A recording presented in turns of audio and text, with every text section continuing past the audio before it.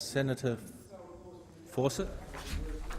Thank you, Mr. Deputy President. I rise to take note on the answers by Senator Abetz and Senator Cormann to questions by Senator Carr. What's important to realise here is that this is a reform that's actually to the advantage of Australia's education sector, not only in the tertiary education sector in terms of the universities, but also by providing opportunities for students to get fee help in other areas, particularly in trade areas and vocational education, where that currently is not as available. Unlike the criticisms from Labor, this bill actually means that there will be more pathway courses that are available to low SES and first-generation university students, enabling them to break into the university, into that university training. Now, Labor are talking about $100,000 degrees, but I take you to an article that was written by Jeff Shamrock, Program Director of the L.H. Martin Institute at the University of Melbourne, and he says that the Labor's $100,000 degree projections are misleading, and he actually runs through in some detail how these courses will be priced in a deregulated environment, and he indicates the substantial increase in revenue to universities, which show that the three tiers of funding available for courses ranging from your arts, nursing education through to commerce, law and medicine come nowhere close to $100,000 degrees, while still providing significant funding increases to universities. The claims by the Labor Party that the coalition is bad for education just fall hollow when compared to the actions that they had in government.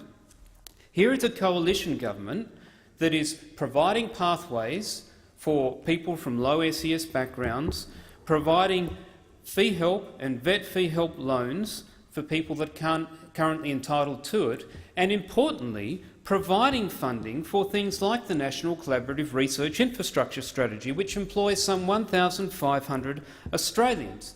Now, the words of Senator Carr really ring hollow when he is here decrying the government's management of this, and yet, as Senator Wong, the Leader of the Opposition in this place, admitted today, that was a lapsing program under Labor. So as of June this year, all the funding for that program, which Senator Carr was getting so hysterical about, was going to lapse on his watch.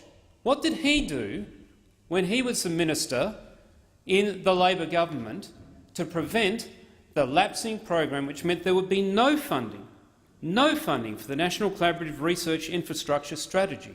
This government, as Senator Cormann, the Finance Minister, highlighted today, made it very clear in the budget papers, budget paper number 2, page 88, I believe it was, that that money had actually been allocated to provide certainty for this program going forward. So let's compare the words, the rhetoric which we see today are so shallow from the ALP with their actions. In the 2011 and 12 budget, they reduced the HECS help discount and voluntary payments, a saving of some nearly $608 million to the government. They reinstated Bantu student contributions for mathematics, statistics and science students, for new science units for new students, over $1 billion ripped out of the system. So in an environment where we are looking to encourage young men and women to take up maths and science, the very things that we need to grow the engineering capacity of this nation to develop a sustainable, innovative and smart future for Australia and our young people, the Labor government ripped $1 billion out of higher education, the very things that were supporting that.